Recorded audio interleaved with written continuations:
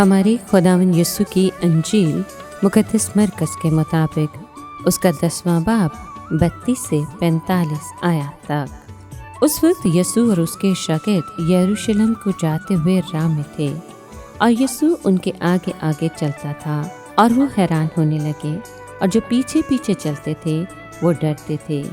बस वो उन 12 को फिर साथ लेकर उनको बताने लगा कि मुझ पर क्या क्या होने वाला है।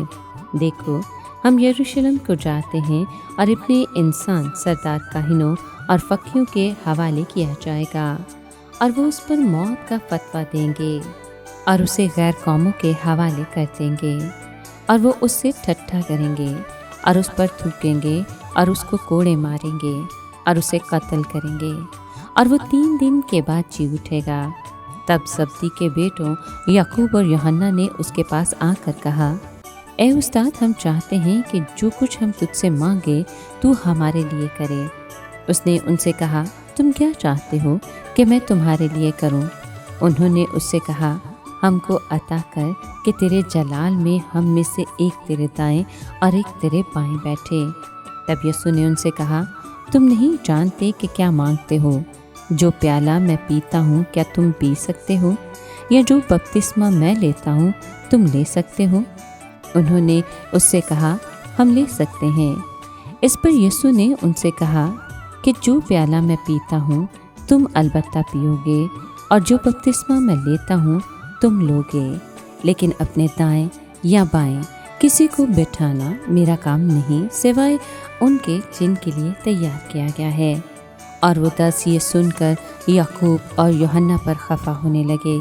तब यीशु ने उन्हें पास बुलाकर उनसे कहा, तुम जानते हो कि वो जो गैर कौमों के सरदार समझे जाते हैं उन पर हुक्म चलाते हैं और उनके उमरा उन पर इख्तियार जताते हैं, मगर तुम में ऐसा नहीं, बल्कि जो तुम में बड़ा होना चाहे वो तुम्हारा खातिम बने, और तुम में से जो कोई अव्वल होना चाहे वो सबका गुलाम बने। क्योंकि इब्ने इंसान भी इसलिए नहीं आया कि खिदमत कराए, बल्कि इसलिए कि खिदमत करे और अपनी जान बतेरों के बदले फिदिया में दे। पाक कलाम के पढ़े और सुने जाने पर खुदावंद की बरकत हो, खुदा का शुक्र हो। अजीज़ दोस्तों, आज के कलाम में हम सुनते हैं कि मसीह यीशु ने अपने सलीब दिए जाने के बारे में ये तल्ख पेशनगोई की। तो इसके बाद याकूब और यूहन्ना एक ऐसी दरख्वास्त के साथ उसके पास आए जो बहुत अच्छी भी थी और बेवक्त भी।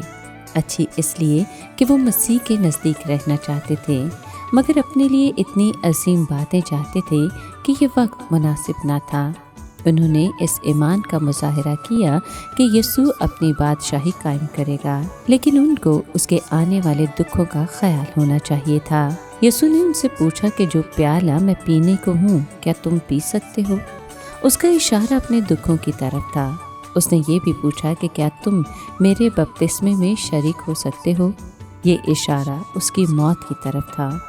उन्होंने दावा किया कि हमसे हो सकता है, और उसने कहा वाकई वो उसके साथ वफादारी के बायस दुख उठाएंगे।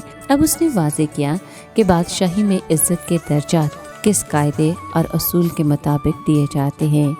उन्हें हासिल करने के लिए कुछ करना होगा।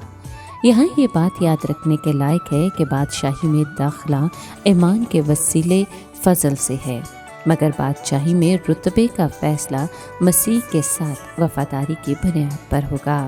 बाकी 10 शागिर्द याकूब और यूहन्ना की इस बात पर बहुत खफा हुए कि ये दोनों हमसे आगे निकल जाने की कोशिश कर रहे हैं, लेकिन उनके गुस्से में इस हकीकत का पोल खोल दिया कि वो भी ऐसी ही रूह रखते हैं।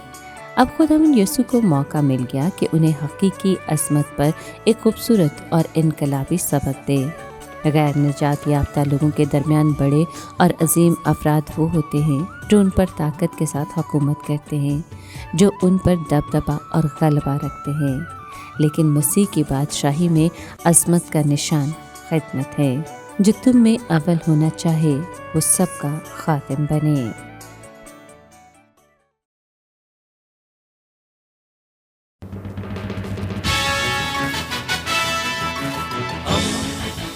दोस्ती का पैगंबर, रेडियो वेरितास एशिया।